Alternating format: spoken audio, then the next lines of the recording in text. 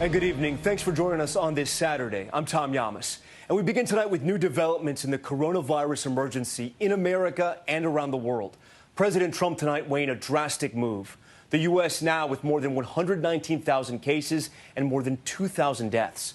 The president unexpectedly announcing he may issue a 2-week quarantine for parts of New York, New Jersey, and Connecticut.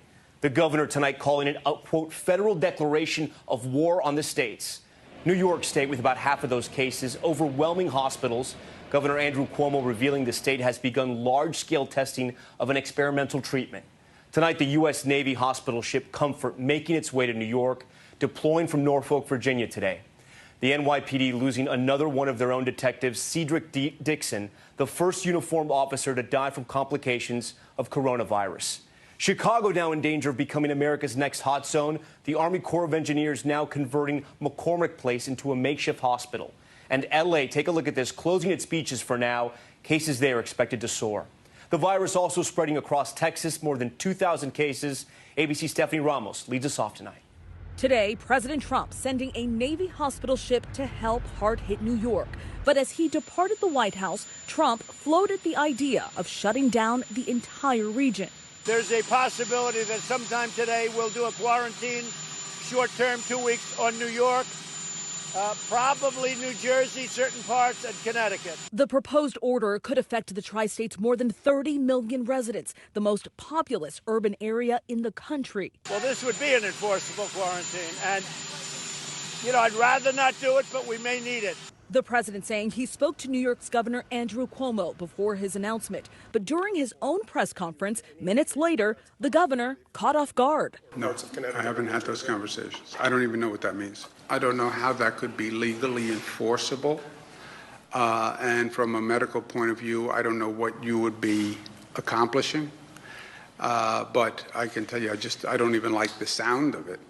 Not even understanding what it is. I don't like the sound of it. A regional quarantine of such magnitude appears to be unprecedented. Tom Bossert worked for President Trump as his Homeland Security advisor. Although the president does have these authorities, it'll almost be a necessary precondition that the governor and the mayor and all of the officials under their command and control do this voluntarily, in agreement, and more importantly, with their cooperation. Trump says governors from states less affected by the virus asked him to look into a quarantine for the tri-state area. South Carolina, Texas, Maryland, Florida, among the states ordering visitors from some areas like New York and Louisiana to self-isolate. In Rhode Island, these stark images, the National Guard deployed to train stations, checking passengers' tickets.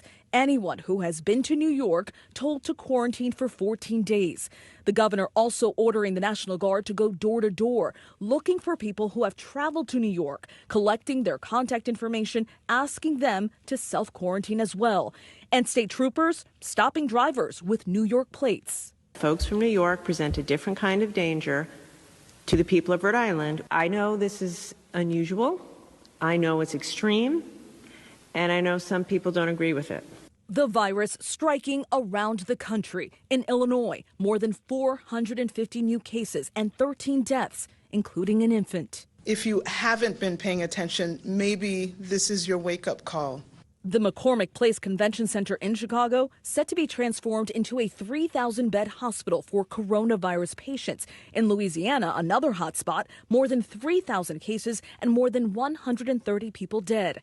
Mardi Gras held in the state just a few weeks ago. The mayor of New Orleans says she would have canceled the iconic parades if there would have been more guidance from the federal government at the time. When it's not taken seriously at the federal level, it's very difficult to transcend down to the local level in making these decisions. In Los Angeles, officials implemented even more restrictions, closing most hiking trails and beaches. Offshore, one of the Navy's floating hospital ships, Mercy, starting to admit patients with ailments other than the virus today. The Comfort sailing toward New York, bringing 1,000 beds. With more than 52,000 COVID-19 cases, the state is the epicenter of the crisis in this country. The death toll climbing now to 700, up more than 200 from just yesterday. The governor announcing today 4 new emergency medical facilities like this one at the Javits Center will be built. All right, Stephanie Ramos joins us now from New York. And Stephanie, I want to go back to the president's comments about possibly quarantining parts of New York, New Jersey, and Connecticut. When the president first made the comments, it surprised some of the governors of those states. Absolutely, Tom. And there are still a lot of questions tonight. New York's Governor Andrew Cuomo says a multi-state quarantine would not be legal and that it would be more of a lockdown. And Connecticut's governor, who says he's been in touch with Cuomo, he says he wants to speak to the president about this, afraid confusion could lead to panic.